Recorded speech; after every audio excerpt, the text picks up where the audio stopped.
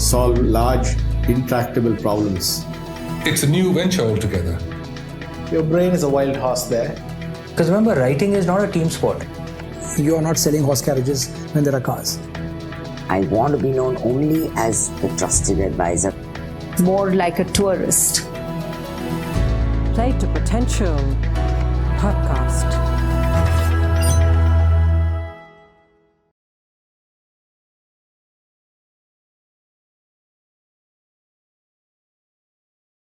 But just to move the conversation forward, Raghu, you went to IIT Madras as well. That's right.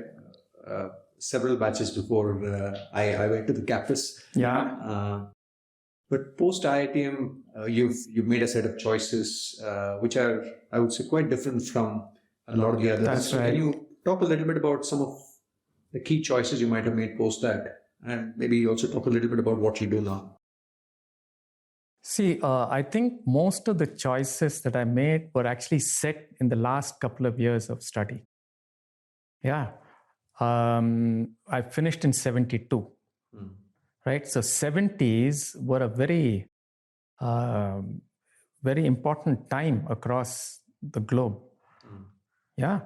Because there were a lot of student revolutions happening all over the world. Vietnam was happening. And I got to meet people who were part of the Vietnam resistance in America, who were traveling the world, who dropped into IIT. And these were very, interesting kind of movements. So at a time when the general idea in IIT is to go abroad, right? I was confronted with, really looking at, many of these influences, right? Which made me deeply question, what should I do with my life? Yeah, one of my friends was very interested in Sri Aurobindo. So we would read that together and things like that. So these were very critical things. And the other critical thing was meeting up with Dharampal.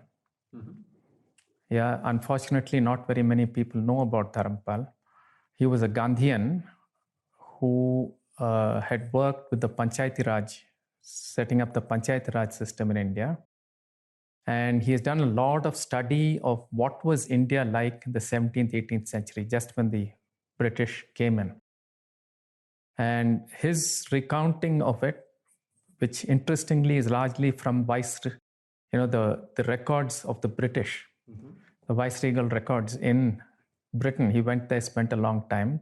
It's a fascinating study, right? And when you hear people like this who've been in the movement, who've really studied this, speak to you about India, it really moves you, right? The kind of sacrifices that were made, his own direct experience of Gandhiji, right? And then there was another very important professor called, we used to call him Caesar, Seshadri, Dr. Seshadri. Yeah, he was another big influence because he was one of the people in IIT who challenged the idea of why we are doing science, why are we doing technology, right? What should we focus on? Yeah, so though immediately after IIT, I went into, working with a medium scale company. My dad was running a company making printing machines. I got in, heading manufacturing, but very soon things changed. Yeah, because when I went in, things seemed hunky-dory from the outside. So when you go in, you discover how the organization is working, and I went right into a turnaround situation. Okay, and I did a lot of work on the shop floor, which is like bringing in flow manufacturing and things like that. My focus was operations research. Sure. So a lot of the work that I did was on that production, manufacturing. So I did that and did bring about a turnaround as far as the operations were concerned.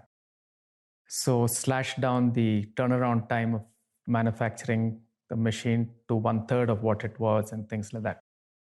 But the other thing that happened was I discovered how many mistakes my dad had made in running the business. And, abhipraya bhedam, like you call, na? So I had to leave.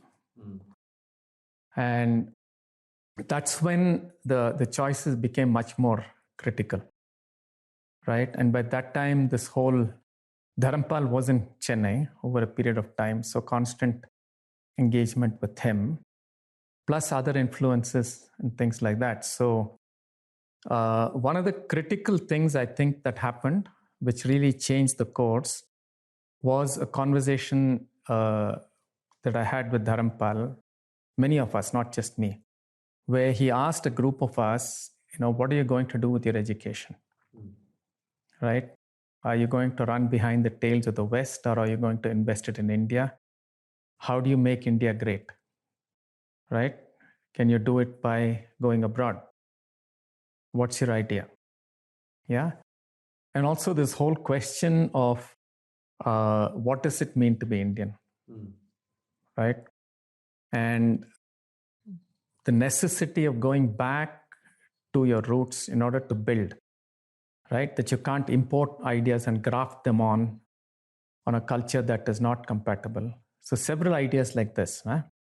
So that's when one of the suggestions he made was that each of us take up an area of study, right? Go to a teacher, study for at least 10 years. Wow. Right? And study a text in depth, right? And see why it is relevant for India today, right? So his advice was very, very simple. He said, don't go and study to glorify India. Go and study to see if there is something real out here. Right? So many of us took up different areas of studies. I went into yoga, particularly to look at psyche, how the psyche works. My wife, Sashi, she was also part of this. There was a movement called the People's Patriotic Science and Technology. So she went to study Vastu Shastra. Balu studied Vriksha Ayurveda. MD Srinivasan went into studying Indian mathematics and science. Navjyoti went into studying aesthetics. Right? So it was not just me. Many of us. What's fascinating as I hear you, Raghu, is the pathway. Spend 10 years, go deep. There are no easy answers at the surface. You need to really go deep. It takes 10 years. And then see what you can do with it. That's right. It's such a refreshing approach to driving change rather than just running with it. Yeah, of course.